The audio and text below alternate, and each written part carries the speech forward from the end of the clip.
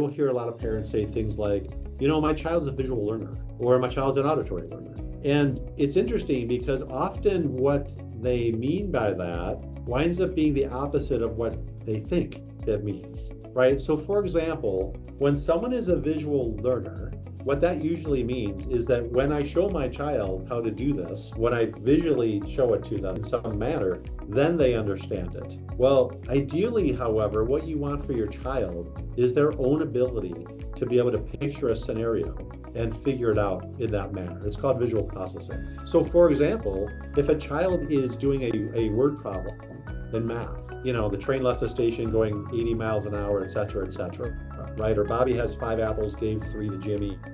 How many apples were there?